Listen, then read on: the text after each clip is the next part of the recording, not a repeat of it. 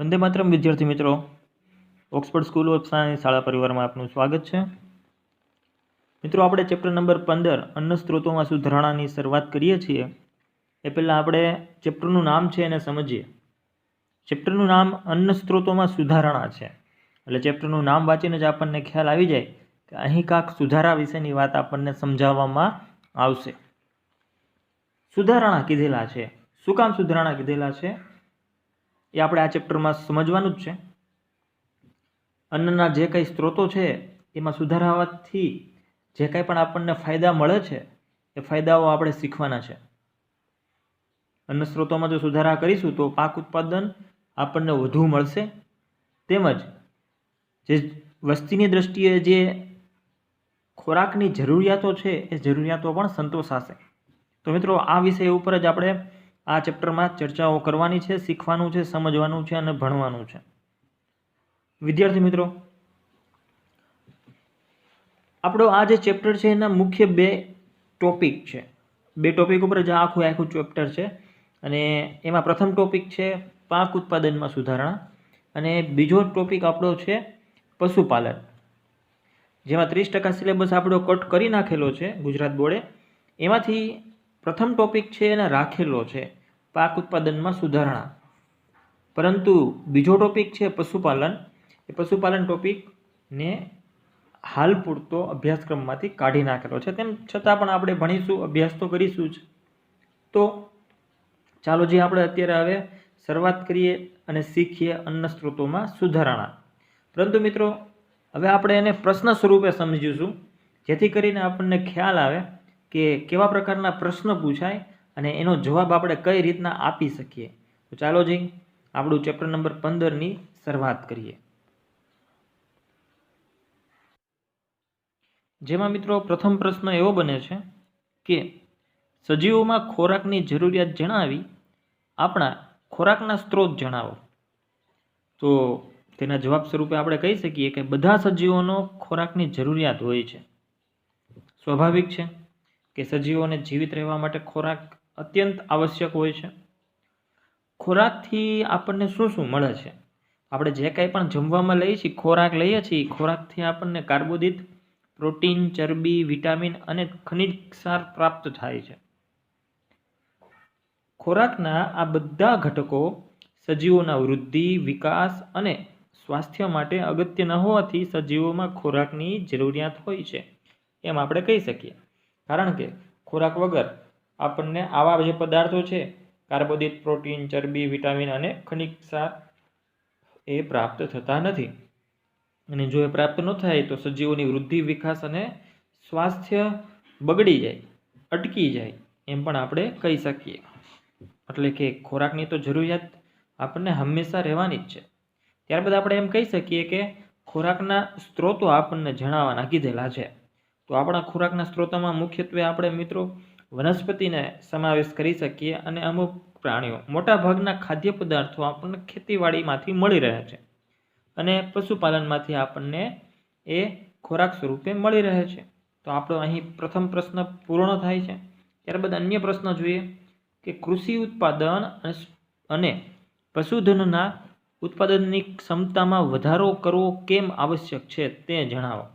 શું કહ્યું છે કે ક્ષમતામાં વધારો કરવો શું કામ આવશ્યક છે? શેમાં? તો કે કૃષિ ઉત્પાદન અને પશુધન એ અત્યારે જે કાંઈ ઉત્પાદન થઈ રહ્યું છે એ ઉત્પાદન ઉપરાંત એની જે ક્ષમતા છે એ ક્ષમતામાં વધારો આપણે કરવો જોઈએ એવું શું કામ આવશ્યક આપણને લાગે છે તે આપણે જણાવવાનું છે।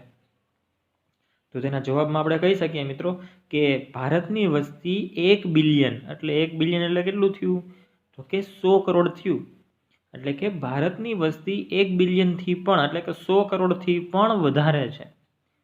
100 કરોડથી વધારે એટલે મિત્રો હું તમને હાલની તારીખે કહું ને તો 2020માં અત્યારે ભારતની કુલ વસ્તી 138 કરોડ જેટલી છે। વિચાર કરો તમે, અહીં તો આપણને માત્ર લખવામાં એવું છે કે 100 કરોડ, બરાબર? 100 કરોડથી પણ વધારે છે એટલે કેટલું એ ચોક્કસ આંકડો નથી આપ્યો આપણને, પણ હું તમને કહું છું ચોક્કસ આંકડો કે અત્યારે 2020માં ભારતની વસ્તી 138 કરોડ જેટલી છે।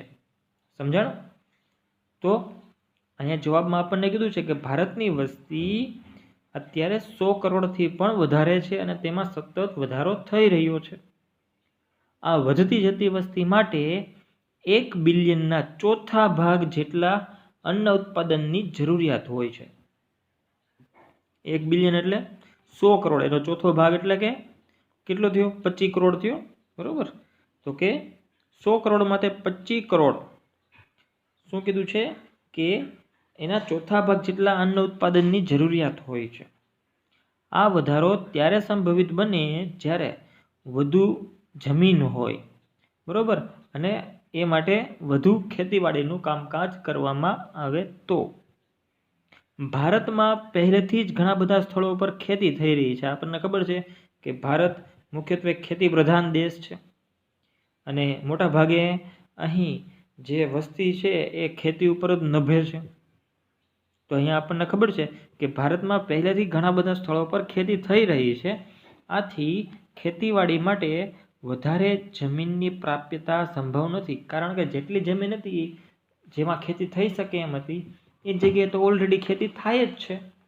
તો પ્રશ્ન એ થયો કે જો એ એટલા ભાગમાં પહેલેથી જ ખેતી થઈ રહી છે અને જે ઉત્પાદન થઈ રહ્યું છે એ ઉત્પાદન વસ્તી વધવાની સાથે જ જો ઘટી પડે તો જવાબ સ્વરૂપે આપણે એમ કહી શકીએ કે જેટલા ભાગની આપણી પાસે જમીન છે એટલા ભાગમાં જ આપણે ઉગવવાના તો છીએ જ, પરંતુ વધુ ઉત્પાદન મળે એવું કાંઈક આપણે કરવું જોઈએ, જેના કારણે ઓછી જમીનમાં ઝાઝું ઉત્પાદન આપણને મળી રહે. આથી છેલ્લે ફકરામાં આપણને કીધું છે કે આથી પ્રાપ્ય ભૂમિ એટલે કે જેટલી આપણી પાસે જમીન છે એ જમીન, આથી પ્રાપ્ય ભૂમિ પર કૃષિ ઉત્પાદન અને પશુધનના ઉત્પાદનની ક્ષમતામાં વધારો કરવો આવશ્યક છે અને ઉત્પાદન વધારી વસ્તીની ખોરાકની જરૂરિયાતને સંતોષવામાં આવવી જોઈએ. એટલે કે આપણી પાસે જેટલા ભાગની જમીન છે એટલા ભાગની જમીનમાં કેવી જમીન? તો કે જેમાં ખેતીવાડી થાય છે એ ભાગની જમીન, એ ભાગની જમીનમાં બને એટલું ઉત્પાદન વધુ આવે એવું કંઈક આપણે કરવું જોઈએ. બરોબર. ત્યારબાદ ત્રીજો પ્રશ્ન આપણને એમ કહે છે કે ખેતી અને પશુપાલન માટે સંપોષણીય પ્રણાલીઓની આવશ્યકતા તેમજ વૈજ્ઞાનિક આયોજનબદ્ધ પ્રણાલીઓની માહિતી આપો. હવે અહીંયા સંપોષણીય એટલે એક નવો શબ્દ આપણી સામે આવ્યો એવું આપણને દેખાય છે. સંપોષણીય એનો અર્થ થાય નુકસાન ન કરે તેવું. બરોબર. એટલે કે ખેતી માટે અને પશુપાલન માટે નુકસાન ન કરે તેવી પ્રણાલીઓની આવશ્યકતા અને વૈજ્ઞાનિક આયોજનબદ્ધ પ્રણાલીઓની માહિતી આપો. તો આપણે કહેવું પડે કે નુકસાન ન કરે ખેતીવાડી માટે અને પશુપાલન માટે એની પ્રણાલીઓ કઈ છે? ચાલુથી જોઈએ. ખેતી અને પશુપાલન માટે નુકસાન ન કરે એટલે કે સંપોષણીય પ્રણાલીઓની આવશ્યકતા. ઉત્પાદન વધારવાના આપણા પ્રયત્નોમાં પાક ઉત્પાદનમાં વધારો હરિયાળી ક્રાંતિ દ્વારા, જ્યારે દૂધ ઉત્પાદનમાં વધારો શ્વેત ક્રાંતિ દ્વારા આપણને મળ્યો છે. મિત્રો, પાક ઉત્પાદનમાં વધારો આપણને આ યાદ રાખવા જેવું કે હરિયાળી ક્રાંતિ દ્વારા મળ્યો છે અને દૂધ ઉત્પાદનમાં વધારો શ્વેત ક્રાંતિ એટલે કે સફેદ ક્રાંતિ દ્વારા આપણને મળ્યો છે. બરોબર. ત્યારબાદ આપણે આગળ વધીએ. પરંતુ ક્રાંતિની આ પ્રક્રિયાઓમાં એટલે કે હરિયાળી ક્રાંતિ અને શ્વેત ક્રાંતિ, હરિયાળી ક્રાંતિ શેની માટે છે મિત્રો? તો કે પાક ઉત્પાદનમાં આપણે જે વધારો લઈ શક્યા અને સારા પ્રમાણમાં પાક આપણને મળતો થયો, બરોબર, એ હરિયાળી ક્રાંતિ દ્વારા ઓળખાય છે. જ્યારે દૂધ ઉત્પાદનમાં વધારો જે કંઈ આપણને જે રીતના આપણે મેળવ્યો તેને શ્વેત ક્રાંતિ દ્વારા ઓળખવામાં આવે છે. પરંતુ આ જે કંઈ ક્રાંતિ હરિયાળી ક્રાંતિ અને શ્વેત ક્રાંતિ થઈ, એ ક્રાંતિની આ પ્રક્રિયાઓમાં નૈસર્ગિક સ્ત્રોતો જે કંઈ આપણા છે એ નૈસર્ગિક સ્ત્રોતોનો ઘણો ખરો ઉપયોગ થયો હતો અને એના પરિણામે આ સ્ત્રોતોને નુકસાન થવાની તકો પણ વધી ગઈ છે. કારણ કે હરિયાળી ક્રાંતિ અને શ્વેત ક્રાંતિ એમ કંઈ ઊભી તો રહી જવાની નથી, સતત ને સતત અવિરતપણે સતત ચાલતી જ રહેવાની છે. તો આ ક્રાંતિ દરમિયાન નૈસર્ગિક સ્ત્રોતોનો સતત ને સતત ઉપયોગ થતો રહે છે, બરોબર, અને એ નૈસર્ગિક સ્ત્રોતોને નુકસાન થવાની તકો અહીં હાલમાં વધી ગઈ છે. આથી પર્યાવરણને સંતુલિત રાખવા માટેના પર્યાવરણીય પરિબળોને નુકસાન ન થાય તેવા પ્રયત્નો દ્વારા ઉત્પાદન વધારવું જોઈએ. આ માટે નુકસાન ન કરે તેવી પ્રણાલીઓ ખેતી અને પશુપાલન માટે અપનાવવાની આવશ્યકતા છે. તો અહીંયા આપણને ખબર પડી કે શું કામ પશુપાલન માટે આ નુકસાન ન થાય. કોને નુકસાન ન થાય? તો કે નૈસર્ગિક સ્ત્રોતોને નુકસાન ન થાય તેવી પ્રણાલીઓ વિકસાવવી આવશ્યક છે.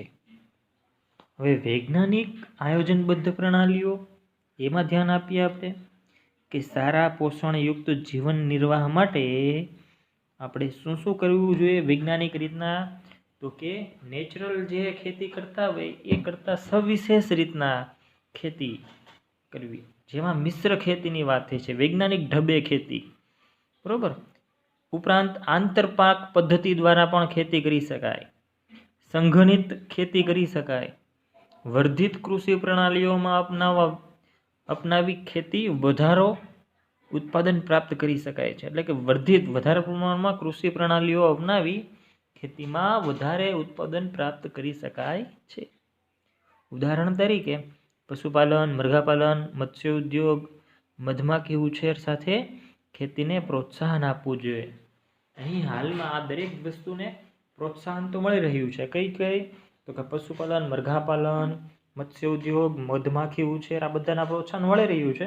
આની સાથે સાથે ખેતીને પણ પ્રોત્સાહન આપવું જોઈએ, જેથી કરીને ખેતી છે, ખેતી ઉત્પાદનમાં વધારો થઈ શકે. તો અહીં આ જે કંઈ વૈજ્ઞાનિક પદ્ધતિઓ છે, પ્રણાલીઓ છે, એનો સતત ને સતત આપણે ઉપયોગ કરવો જોઈએ, જેથી કરીને આ દરેક જગ્યાએ આપણને સારું એવું વળતર મળે. ત્યારબાદ મિત્રો નવો ટોપિક, પાક ઉત્પાદનમાં સુધારણા કઈ રીતના આપણે કરી શકીએ, બરોબર. તો અહીં આપણે અત્યાર સુધી જે કંઈ માહિતીઓ મેળવી મિત્રો, એ માહિતીઓ બધી પ્રસ્તાવના સ્વરૂપે હતી. આ પ્રસ્તાવના સ્વરૂપે જે કંઈ માહિતી હતી તેમાંથી પૂછાઈ શકે તેવા પ્રશ્નો, એના વિશે આપણે ચર્ચાઓ કરી.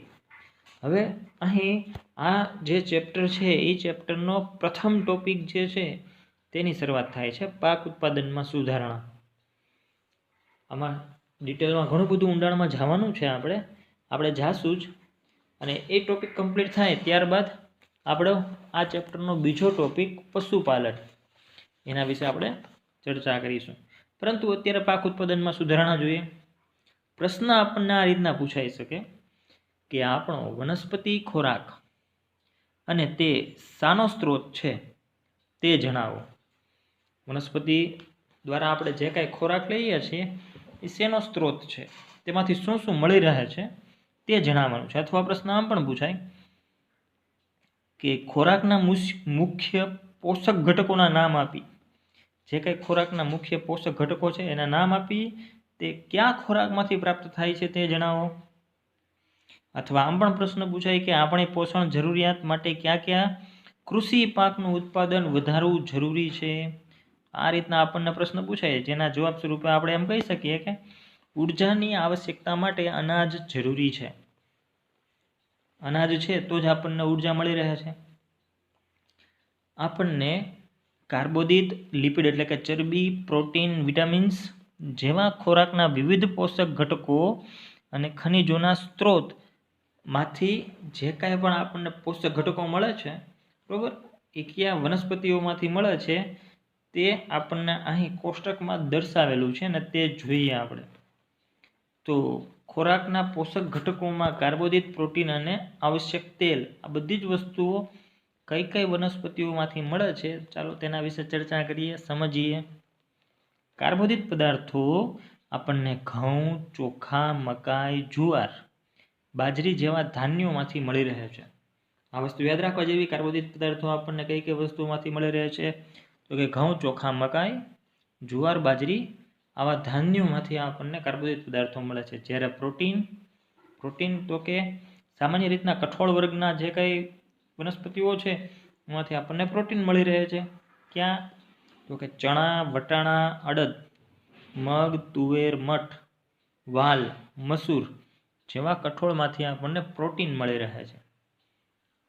ઉપરાંત આપણને તેલ, ખાવા યોગ્ય તેલ શેમાંથી મળી રહે છે?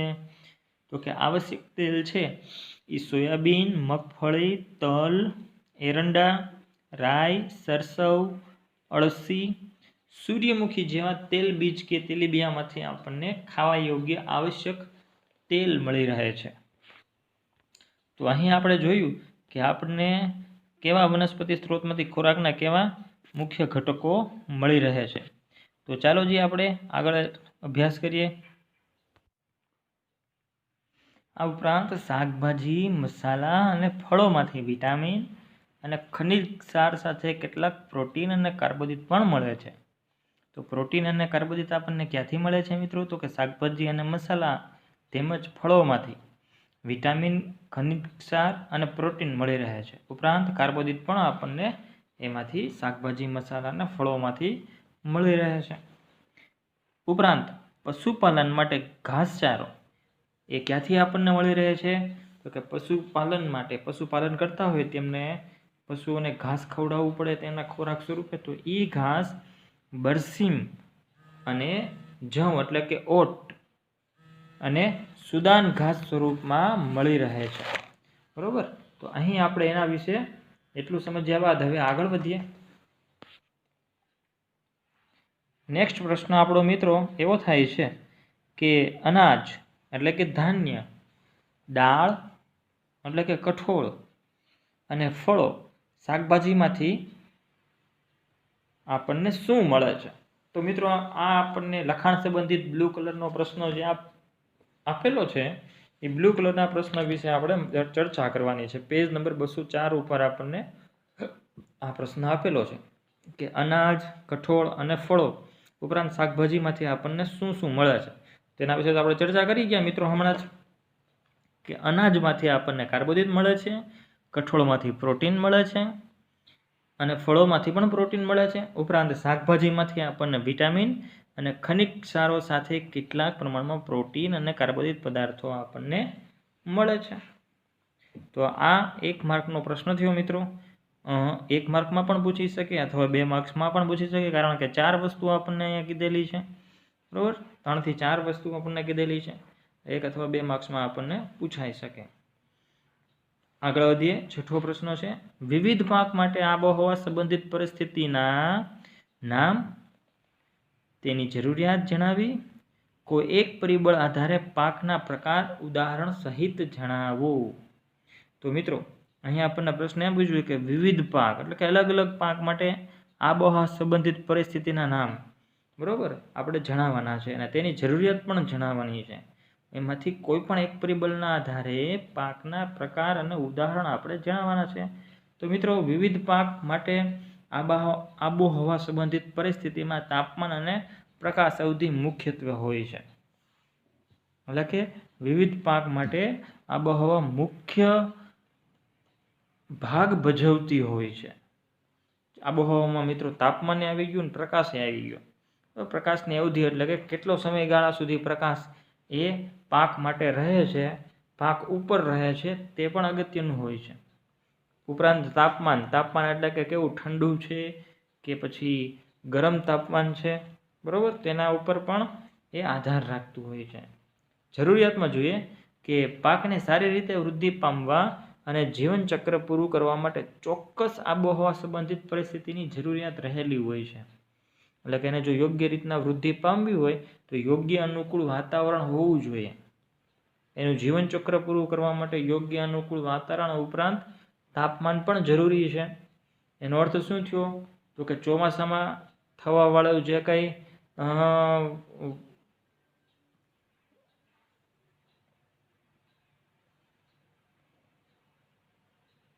એ શિયાળામાં ન થઈ શકે અને શિયાળામાં થવાવાળો પાક છે એ ઉનાળામાં ન થઈ શકે, કારણ કે દરેક વખતે આબોહવા અલગ અલગ હોય છે.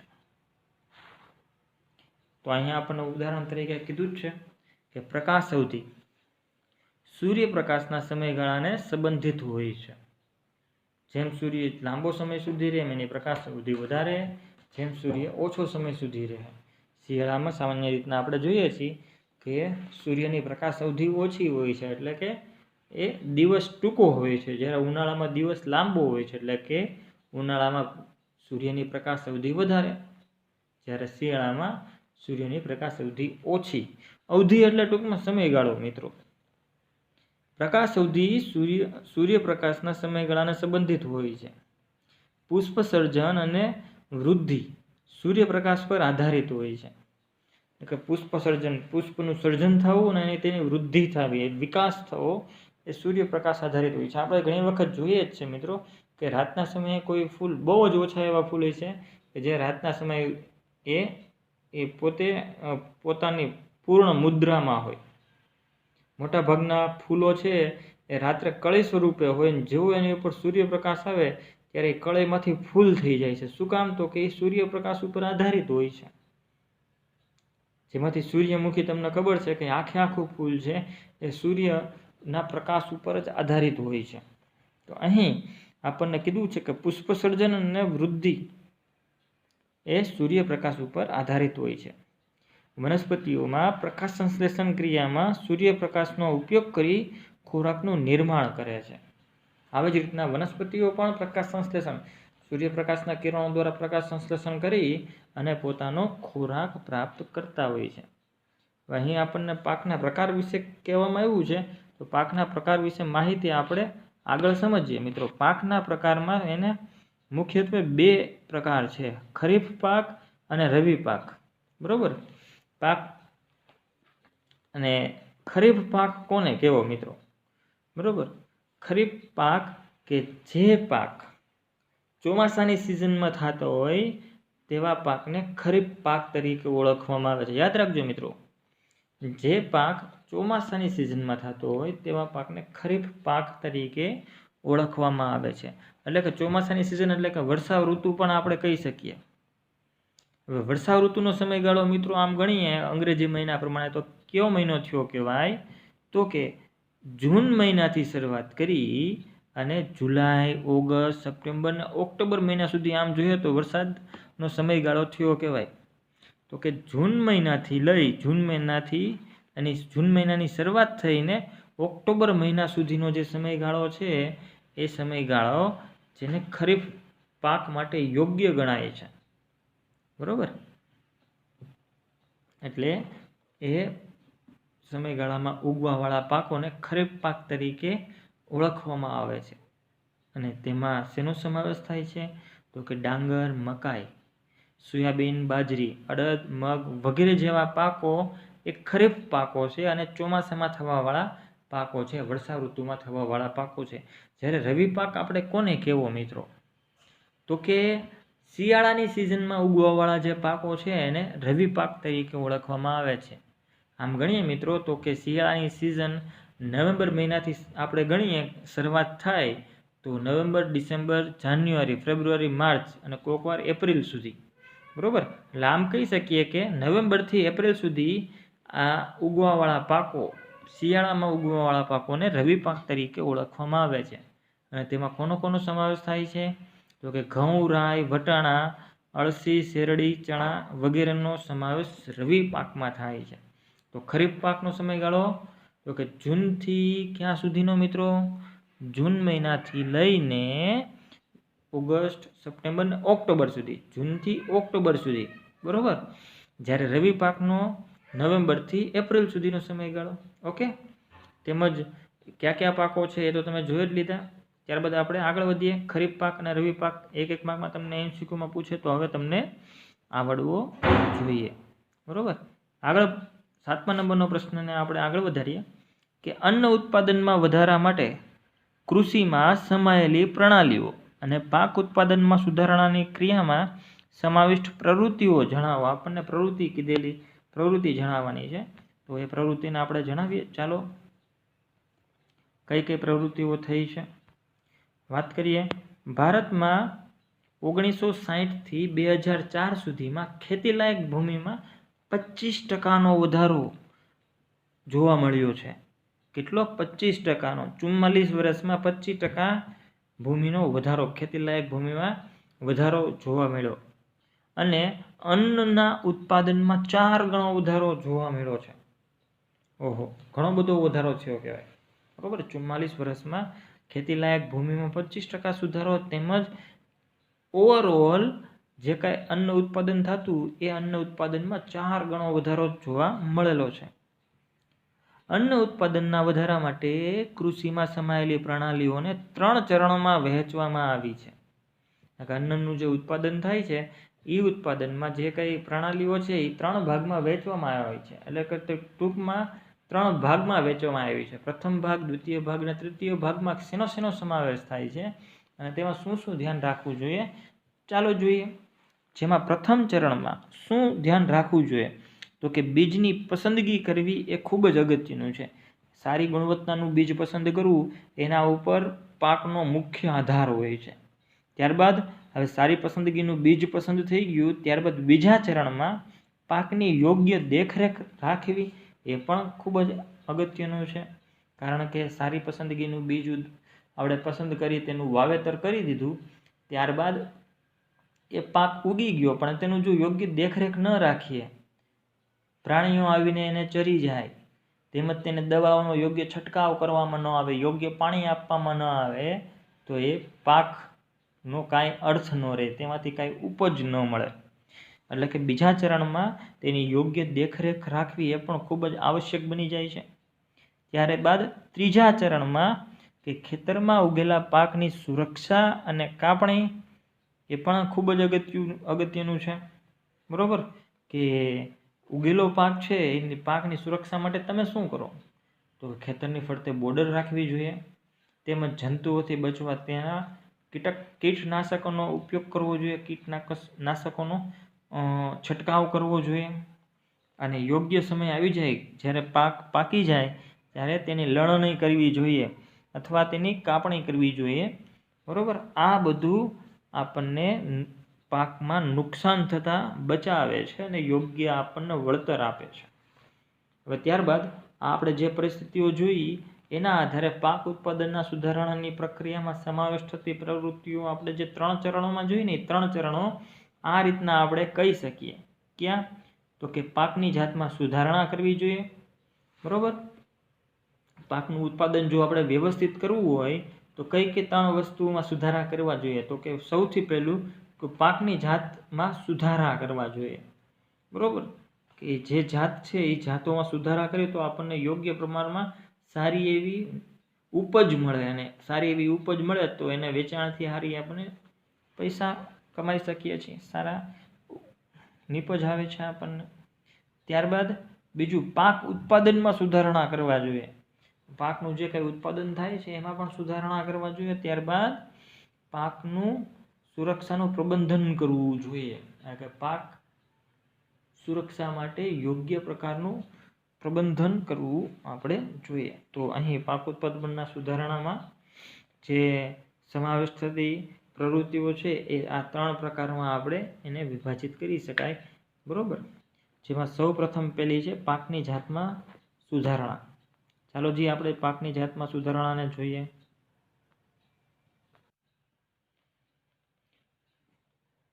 પાકની જાતના સુધારણા પ્રશ્નો આ રીતનો બની શકે મિત્રો કે પાકની જાતોમાં ઈચ્છિત લક્ષણોને શાના દ્વારા ઉમેરી શકાય તે માટે પસંદગીના માપદંડો જણાવો. તો જવાબમાં આપણે કહી શકીએ કે પાકની જાતોમાં ઈચ્છિત લક્ષણોને સંકરણ દ્વારા ઉમેરી શકાય છે. સંકરણ એટલે શું થયું તો કે 2 અલગ અલગ જાતિઓને જોડી દેવી, એ સંકરણ થઈ ગયું. બરાબર. એને સંકરણ કહેવામાં આવે. તો કે પાકની જાતોમાં ઈચ્છિત લક્ષણોને સંકરણ દ્વારા ઉમેરી શકાય છે. એટલે કે આપણે જોતા હોય એવા લક્ષણો જોતા હોય તો સંકરણ કરવું પડે. સંકરણ માટે પાકની જાતોની પસંદગી પર પાકના સારા ઉત્પાદનનો આધાર છે. તો કે આપણે સારું પાક ઉત્પાદન કરવું હોય તો પાકની જાતોની સારી પસંદગી પણ આપણે કરવી જોઈએ અને સારી પસંદગી કર્યા બાદ આપણે તેનું સંકરણ કરીએ તો સારા પ્રમાણમાં આપણને ઉત્પાદન મળી રહે, તેમાં કોઈ શક નથી. ત્યારબાદ મિત્રો કે સંકરણ માટે પાક, જાતિ કે જાતના પસંદગીના માપદંડ ક્યાં ક્યાં હોવા જોઈએ? સંકરણ કરીએ મિત્રો ત્યારે પાકની જાતિ છે તેની પસંદગીના માપદંડ ક્યાં? તો કે જે પાક પસંદ કરીએ એ રોગ પ્રતિકારક ક્ષમતા વધારે હોવી જોઈએ એની. ઉપરાંત ખાતર પ્રત્યે પ્રતિચાર હોવો જોઈએ. એટલે શું થયું? તો કે ખાતર એને યોગ્ય પ્રમાણમાં જેટલું ખાતર મળે એમાંથી પણ એ પોષક તત્વો મેળવી લેતું હોવું જોઈએ. ઉપરાંત ત્રીજા નંબરે નીપજની ગુણવત્તા ઊંચી હોવી જોઈએ. એટલે કે જે પાક આપણે ઉગાડવા માટે પસંદ કરીએ તેની નીપજ પણ સારી હોવી જોઈએ અને ઉત્પાદન પણ એનું વધારે મળી રહેવું જોઈએ. તો મિત્રો આપણે શું જોયું? સંકરણ માટે પાકની જાતિ કે જાતના પસંદગીના માપદંડમાં રોગ પ્રતિકારકતા ક્ષમતા વધારે હોય, ખાતર માટે પ્રતિચાર હોય, નીપજની ગુણવત્તા ઊંચી હોય અને ઉત્પાદન ક્ષમતા વધારે હોય. ત્યારબાદ મિત્રો 9મા નંબરના પ્રશ્નો ઉપર આગળ વધીએ કે પાક સુધારણામાં સંકરણ સમજાવો. કે પાક સુધારણા કરવા હોય તો સંકરણ આપણે શું છે એ સમજાવવાનું છે. અથવા પ્રશ્ન આ રીતના આપણને પૂછાઈ શકીએ કે સંકરણના પ્રકારની માહિતી આપો. કે સંકરણના પ્રકારો ક્યાં ક્યાં હોય તેના વિશેની આપણે માહિતી આપવાની છે. અથવા હજી પણ આ એક રીતના પ્રશ્ન આપણને પૂછાઈ શકે. શું? તો કે કૃષિ પાકમાં જનીન બંધારણમાં સુધારો કરવાની પદ્ધતિઓ સમજાવો. તો આ રીતના મિત્રો પ્રશ્ન આપણને પૂછાઈ શકે. તો એના જવાબ સ્વરૂપે આપણે કહી શકીએ કે પાક સુધારણામાં પાકની જાતોમાં ઈચ્છિત લક્ષણોને સંકરણ દ્વારા ઉમેરી શકાય છે. એટલે કે પાકમાં સુધારા કરવા હોય તો આપણે ઈચ્છિત પાકની જે જાતો છે બરોબર એને સંકરણ દ્વારા ઉમેરી શકાય છે. એટલે યોગ્ય આપણને જાત આપણે પાકની લેવી હોય તો આપણે જે પાકની જાત જોતી હોય એનું સંકરણ આપણે કરી અને એનાથી પણ સારી આપણે પાકની જાત મેળવી શકીએ છીએ. વિવિધ આનુવંશિક લક્ષણોવાળી વનસ્પતિઓમાં સંકરણ કરાવતા જનીન બંધારણોમાં સુધારણા કરી શકાય છે. હવે ત્યારબાદ આપણને સંકરણના પ્રકાર આપેલા છે. 3 પ્રકારના સંકરણ હોય છે મિત્રો. કેવી રીતના સંકરણ?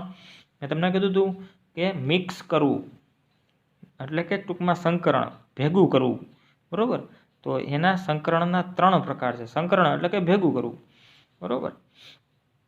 તો કયા 3 પ્રકાર છે? તો કે અંતરજાતીય સંકરણ, બીજું છે આંતરજાતીય સંકરણ અને ત્રીજું છે આંતરપ્રજાતીય સંકરણ. તો કે આંતરજાતીય સંકરણ કોને કહેવું? વ્યાખ્યા આ રીતના કહી શકાય કે એક જ જાતિની વનસ્પતિની 2 જુદી જુદી જાત વચ્ચે કરવામાં આવતું સંકરણ જેને આંતરજાતીય સંકરણ તરીકે ઓળખવામાં આવે છે. બીજું આંતરજાતીય સંકરણ કોને કહેવું? તો કે એક જ પ્રજાતિની વનસ્પતિની 2 જુદી જુદી પ્રજાતિઓ 2 જુદી જુદી જાતિઓ વચ્ચે કરવામાં આવતું સંકરણ જેને આંતરજાતીય સંકરણ તરીકે ઓળખવામાં આવે છે. ત્રીજું છે આંતરપ્રજાતીય સંકરણ. તો કે 2 ભિન્ન વનસ્પતિની પ્રજાતિઓ વચ્ચે કરવામાં આવતું સંકરણ જેને આંતરપ્રજાતીય સંકરણ તરીકે ઓળખવામાં આવે છે.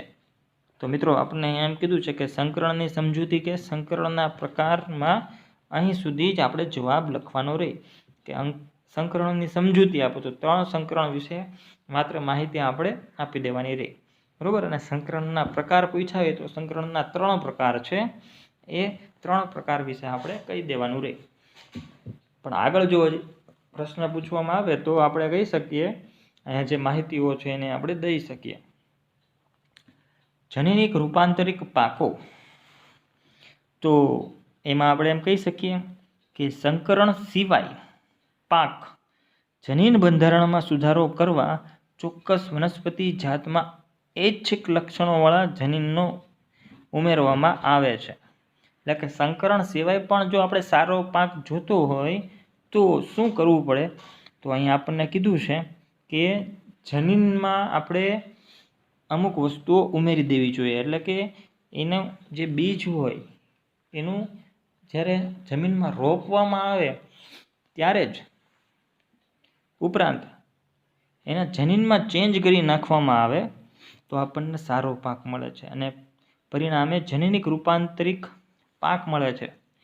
એટલે કે જનીન જ ચેન્જ કરી નાખવામાં આવે, ડીએનએ જેનું ચેન્જ કરી નાખવામાં આવે, બરાબર, તો આપણને સારો પાક મળે છે. ઉદાહરણ તરીકે બીટી કપાસ છે, બરાબર, એ સારા પ્રકારનો કપાસ તરીકે ઓળખવામાં આવે છે. ત્યારબાદ બીટી રીંગણા છે, તેને પણ સારા પ્રકારના રીંગણા તરીકે ઓળખવામાં આવે છે. તો કાંઈ જેનેટિક ફેરફારો કરીને ઉગાવવામાં આવતું જે પાક છે એ પાકની વાત કરવામાં આવેલ છે. ત્યારબાદ મિત્રો આગળ વધીએ. એના પછીનો પ્રશ્ન 10મા નંબરનો જે પ્રશ્ન છે આપણો તેના વિશે ચર્ચા કરીએ. 10મા નંબરનો પ્રશ્ન આપણને આવું કહે છે કે નવી જાતો સ્વીકારવા માટે શું આવશ્યક છે તે જણાવો. તો કે નવી જાતો સ્વીકારવા માટે કોની? વનસ્પતિની નવી જાતો સ્વીકારવા માટેની આવશ્યકતા. પેલું છે પાકની નવી જાતો વિભિન્ન વિસ્તારોની ભિન્ન પરિસ્થિતિઓમાં સારું ઉત્પાદન આપી શકવી જોઈએ. કે પાકની જે જાતો છે એ અલગ અલગ વિસ્તારોમાં સારું એવું ઉત્પાદન આપી શકતી હોવી જોઈએ. અલગ અલગ વિસ્તારોમાં ગમે એવી પરિસ્થિતિમાં સારું ઉત્પાદન આપી શકતી હોવી જોઈએ. ત્યારબાદ બીજા નંબરે આપણે કહી શકીએ કે ખેડૂતોને સારી ગુણવત્તાવાળા વિશિષ્ટ બિયારણની પ્રાપ્તિ સરળતાથી થઈ શકતી હોવી જોઈએ. બરાબર, આને સારી જાતના પાક તરીકે સારી જાતો તરીકે ઓળખવામાં આવે છે. જે બિયારણ હોય, બરાબર, એની સારી જાતો તરીકે ઓળખવામાં આવે છે. ત્રીજા નંબરે કે બધા બીજ એક જ જાતના હોય અને સરખી પરિસ્થિતિમાં અંકુરણ પામી શકે તેવા હોવા જોઈએ. જે બીજ લાવવામાં આવે મિત્રો, એ બીજ પણ બધા જ એક જ જાતના હોવા જોઈએ, એમાં જાત બદલવી ન જોઈએ. અને સરખી પરિસ્થિતિમાં એટલે કે એક સરખી પરિસ્થિતિમાં અંકુરણ પામતા હોવા જોઈએ. અંકુરણ પામવું એટલે કે ફૂટી નીકળવું. ગમે પરિસ્થિતિમાં એ ઉગી શકતા હોવા જોઈએ. ચોથા નંબરનું જાતો વિપરીત આબોહવાકીય પરિસ્થિતિઓમાં ઉગી શકે તેવી હોવી જોઈએ. એટલે કે જે કંઈ જાત છે, બરાબર, એ બધી જ જાતો વિપરીત આબોહવાકીય પરિસ્થિતિમાં પણ ઉગી શકે તેવી હોવી જોઈએ. દાખલા તરીકે સ્વીકૃત કરેલી નવી જાત વધુ ક્ષારવાળી ભૂમિમાં પણ ઉગી શકે છે. બરાબર, ક્ષારવાળી જમીનમાં મોટા ભાગે વનસ્પતિઓ ન ઉગી શકે, પણ સ્વીકૃત કરેલી નવી જાત છે, બરાબર, ક્ષારવાળી ભૂમિમાં પણ સારી રીતના ઉગી શકે છે. 11મા પ્રશ્નનો અભ્યાસ કરીએ મિત્રો કે કયા કારકો જેને આપણે પ્રશ્ન સ્વરૂપે આગળ સમજીએ કે કયા કારકો કે પરિબળો માટે જાત સુધારણા કરવામાં આવે છે. કેવા પરિબળો છે જેની માટે જાત સુધારણા કરવામાં આવે છે, સમજાવો. અથવા પ્રશ્ન આ રીતના પણ પૂછવામાં આવે કે કૃષિ પાક જાતોમાં સુધારણા કઈ કઈ બાબતો માટે કરાય છે, સમજાવો. બરાબર, તો ચાલો જે આપણે અત્યારે તેને સમજાવીએ. શું પ્રશ્ન પૂછ્યો છે? કૃષિ પાક જાતોમાં સુધારણા કઈ કઈ બાબતો માટે કરાય છે? કે વધુ ઉત્પાદન માટે અથવા ગુણવત્તામાં સુધારણા માટે, જૈવિક અને અજૈવિક પ્રતિરોધકતા, પરિપક્વન સમયમાં ફેરફાર, વ્યાપક અનુકૂળતા, ઇચ્છિત કૃષિકીય લાક્ષણિકતા, આ બધા આપણને પરિબળો આપેલા છે જેમાં સુધારણા કરવામાં આવે છે. ફોર એક્ઝામ્પલ તરીકે અહીં આપણને જવાબમાં સમજીએ પછી આગળ વધીએ કે કૃષિ પાક જાતોમાં નીચેની બાબત માટે જાત સુધારણા કરવામાં આવે છે. પહેલાં તો વધુ ઉત્પાદન, પહેલા નંબરનું. એટલે કઈ રીતનો સુધારો? તો કે વધુ ઉત્પાદન થઈ શકે તે રીતના સુધારો કરવામાં અત્યારે આવી રહ્યો છે. એકર દીઠ કૃષિ પાકની ઉત્પાદનમાં વધારો કરવો જોઈએ. એટલે કે 1 એકરમાં જેટલો કૃષિ પાક મળે છે એની કરતાં વધારે પાક મળે તેનું સુધારો કરવો જોઈએ. ત્યારબાદ ગુણવત્તામાં સુધારણા કરવી જોઈએ. કઈ રીતના? તો કે પ્રત્યેક પાકમાં ગુણવત્તામાં અલગ અલગતા હોય છે, એટલે કે ભિન્નતા હોય છે. ફોર એક્ઝામ્પલ તરીકે ઘઉંમાં બેકિંગ ગુણવત્તા હોય છે, કઠોળમાં પ્રોટીનની અને તેલીબિયામાં તેલની ગુણવત્તા હોય છે. જ્યારે ફળ અને શાકભાજીનું સંરક્ષણ અગત્યનું છે. બરોબર.